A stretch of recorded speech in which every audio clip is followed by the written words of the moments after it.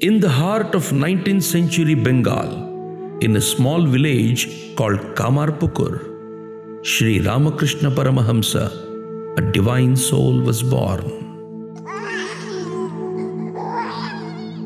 His childhood name was Gadadhar Chattopadhyaya, who was lovingly called Gadhai. Gadhai? Oh, Gadhai! He had very little formal education, but his understanding of spiritual truth was deep. He believed that all religions lead to the same God. He worshipped in temples, meditated in silence, and served people with love. To him, God was everywhere, in every form, in every being. His life was a living message of harmony. As many faiths, so many paths. A bridge between all religions, faiths, paths, and people. From this quiet village, his message would spread across the world, and Gadhai was worshipped as Sri Ramakrishna Paramahamsa. He drew pointed attention to the real spirit of Indian civilization. Swami Vivekananda adores the greatness of Sri Ramakrishna as Om Sthapakaya cha Dharmasya Sarva Dharmaswarupine Avatara Varishtaya Ramakrishnaya Te Namaha. I bow down to Ramakrishna, who established the religion, embodying in himself the reality of all religions and being thus the foremost of divine incarnations. But the place where it all began, his birthplace, Kamarpukur, 30 miles to the northwest of Calcutta, remained untouched, waiting for the honor it truly deserved.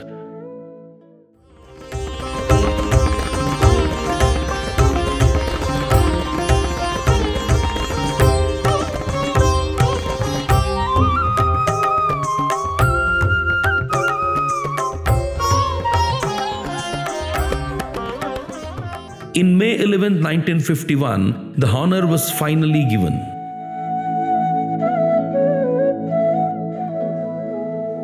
A temple was consecrated at his birthplace in Kamarpukur.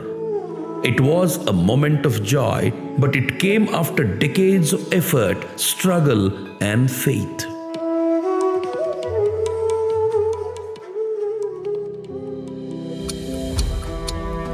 It all began in 1917 when Swami Shardanandaji purchased a piece of land in Kamarpukur. He knew that one day a temple to honor Thakur would rise in this beautiful village which brought forth and nursed the master. In 1918, Sri Sharada Devi, the Holy Mother, gave away her share of the family property. She said with love, "Let the Ramakrishna mission build the ashram here. This is Thakur's birthplace." She urged the other family members to give up their shares too. It seemed they agreed. But after the Holy Mother passed away in 1920 and Swami Shardanandaji in 1927, the family changed their minds.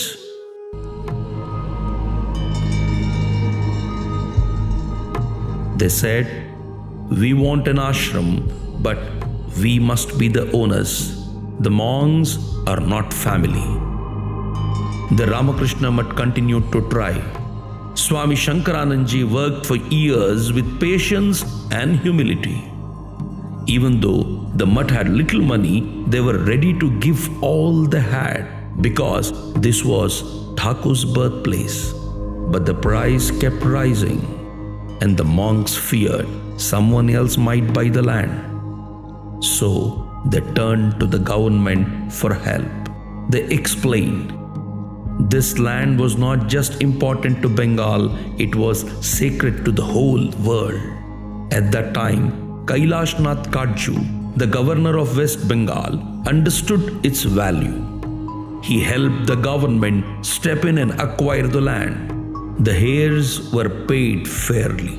The monks also gave more, even helping some family members to get new homes in Calcutta. Finally, in March 1947, the land came into the hands of the Ramakrishna Mutt. In April 1947, the Ramakrishna Mutt and Ramakrishna Mission were officially established at Kamarpukur. By then, Swami Sharadeshwaranandaji, also known as Nalini Maharaj, was no longer present. He had played a major role in the early days of trying to acquire the land. He had lived in a small tin-roofed house built by Kiran Chandra Singh, a devotee who owned the Howrah Motor Assemblies. Swami Balabhadranandaji was the president by the time the temple plans began to take shape. According to records from the Mutt, on June 18, 1948, a meeting was held and a resolution passed. A temple would be built for Thakur and alongside it a permanent shrine for Raghuveer, as per the wish of the Holy Mother. On March 1, 1949, Swami Shankaranandaji, the Vice President, laid the foundation stone. The President, Swami Virajanandaji, was too unwell to attend, but a few bricks were touched to his hand so he could be part of the ceremony in spirit. Construction began. The temple was designed by artist Nandalal Bose. It was built by Martin Byrne & Co. The image of Thakur was sculpted by Manipal of Kamarthuli. Kiran Chandra Singh bore all the costs and later donated his house too. By late 1950, the temple was ready. A 3-day festival was planned. May 10, 11 and 12 of 1951. Kamarpukur had no proper housing for guests, so the monks built 12 large thatched huts, each for 100 people. Over 1,000 visitors were expected, including 200 monks and 800 devotees. A public hall was built to seat 3,000 people for prasad and the celebration. There were no local laborers available, so workers were brought in from Calcutta. Swami Hiranmayanandaji, one of the monks who was present at that time, wrote a detailed report about the entire event. Special buses were arranged from nearby places like Bishnupur, Bankura and Jairambati. The roads were poor, so the government helped fix them. The health department set up a small medical hut with beds and stationed doctors there. Though there were concerns about health risks in such a large crowd, not a single person fell ill. The weather was also perfect. On May 10, the first rituals began with a Vastu Yaga, a purification ceremony. Near the temple, under the mango tree, once planted by the saint himself, the Yajna Mandap was erected for the ceremonies performed. It was led by Swami Omkaranandaji, known for his expertise in worship. Priests were brought from Kashi to do the rituals from dawn to sunset. And senior monks with many years of puja experience also took part. A central hut was built like Thakur's birth cottage. Inside they placed the photos of Sri Ramakrishna, Sri Sharada Devi and Swami Vivekananda. They were worshipped with full devotion. Over 7,500 people received prasad that day. The entire area was lit with Petromax lamps and lanterns. For the first time, microphones and loudspeakers were used in Kamarpukur. The Hooghly District Publicity Department arranged a van that played music and made announcements. Students from the Coimbatore mission sang devotional songs in South Indian languages. The villagers could not understand the words, but they felt the bhakti. A stage was set up near Bhutirkhal, where plays on Chaitanya's Nadia Leela and Neelachala Leela were performed. A dynamo generator was brought from Arambagh, and for the first time, electric lights lit up Kamarpukur. On May 11 at 5 a.m., the day of the consecration, a grand procession began. From the early morning, people began to pour into the villages of Kamarpukur. Some came in buses, others in bullock carts, and the rest on foot. A joyful atmosphere pervaded the whole village.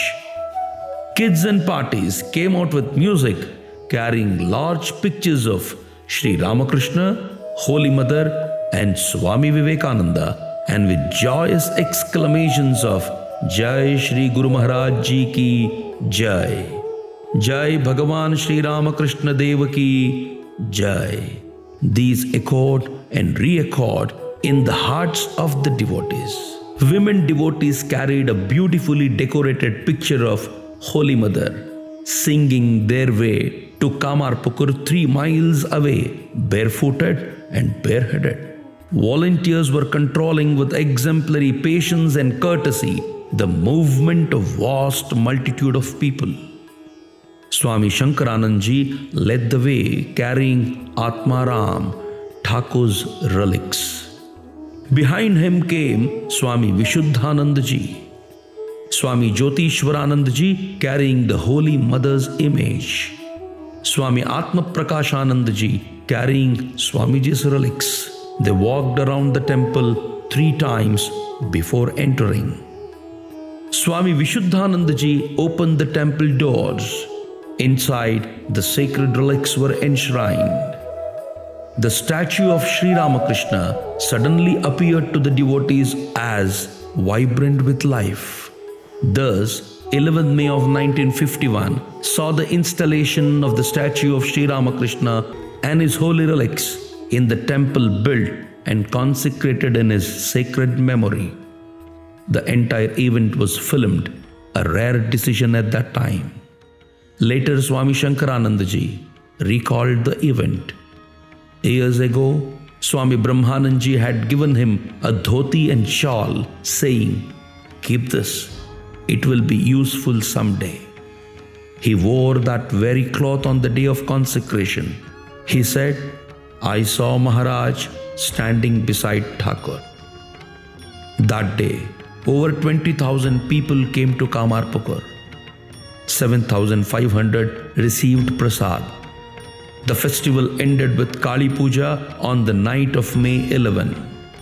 It was not just a celebration, it was the return of Sri Ramakrishna, not in body but in spirit, to the place where it all began. The temple still stands today. It is surmounted by a Shivaling which reminds one of the visions which Chandramani Devi had in the nearby Shiva temple. A marble statue of Sri Ramakrishna, 2.5 feet in height, is installed on a marble pedestal. On the front face of this, a primitive husking machine, a lamp, and an oven are engraved, symbolizing the homely husking shed where the Master was born. Humble ancestral cottages of Sri Ramakrishna, the Haldar tank, the house of Dhani Kamarini, the godmother of Sri Ramakrishna, a small school run by Laha Zamidars, all these spots, reviving the holy memory, still stand there in nature's beauty. In one of the cottages is the family deity Raghuveer, installed by Sri Khudiram Chattopadhyay.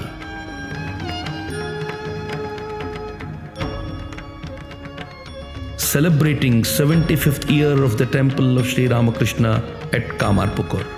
This was not just a ceremony, it was the fulfillment of a divine mission, built on service, sacrifice, and unshakable love. Thakur had returned, not in body, but in spirit, to the village where it all began. Sri Ramakrishna Arpanamastu.